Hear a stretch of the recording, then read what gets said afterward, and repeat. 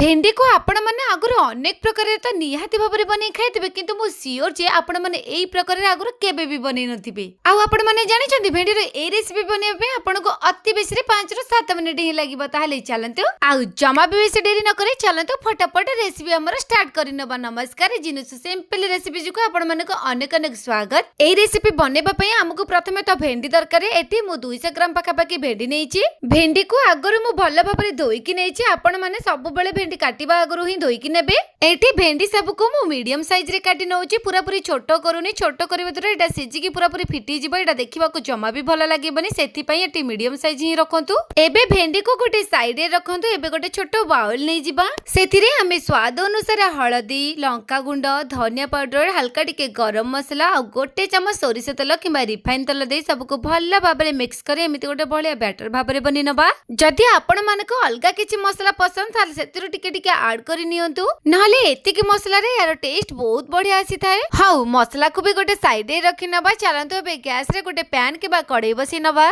कढ़ाई गरम हला परे सेतिरे हमें रिफाइन तेल दबा। तेल गरम हला परे सेतिरे काटी रखितबा सेई भेंडी को मध्य देई दबा। भेंडी को हमर एटी बेसी भाजी की नबार नै। सेति पई गैस को मीडियम टू हाई रखिबे। जेमति के भेंडी रो जो लाळ अंश थाए सेटा टिके भाजी हे जिवो आ भेंडी भी टिके हल्का सिजी जिवो। बस हमकु सेति की समय रे ही भाजी की नबार अछि।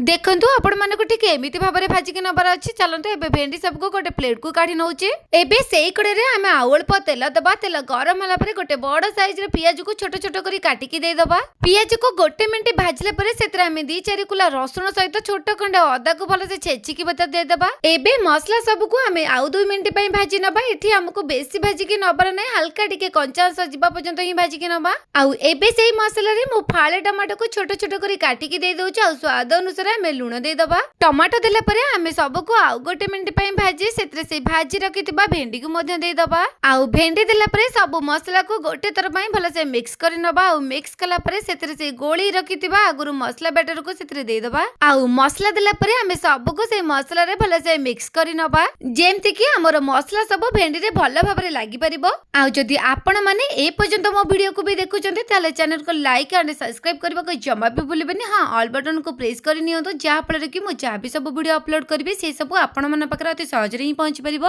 आउ किछि सेकंड पई मु याको कवर करी सिजिबा पई छाडी दोछि। जेमिति कि हमर आगुरु भेंडीटा टिके हल्का कंचा थिला सेति पई याको टिके सिजिबा पई दरकार। आउ किछि सेकंड गला परे हम एटी कवर काढी नबा। ता भितरे हमर भेंडी एटी भलो भाबरे सिझी भी गलानी। आपण माने चाहिले याको एतिकरे भी काढी की खाई परिबे नाले आउ टिके भाजी की मध्य नै परिबे। एटी हमर मसला दिया भेंडी भजा पूरा पूरी रेडी गलानी। चलंतु एबे सर्व करिया पई गोटे प्लेट को बाहर करि नबा। आपण माने तो आगुरु अनेक प्रकार भेंडी भजा खाइथिबे। मसला दिया भेंडी भजा, गोटा भजा आउ प्लेन भजा।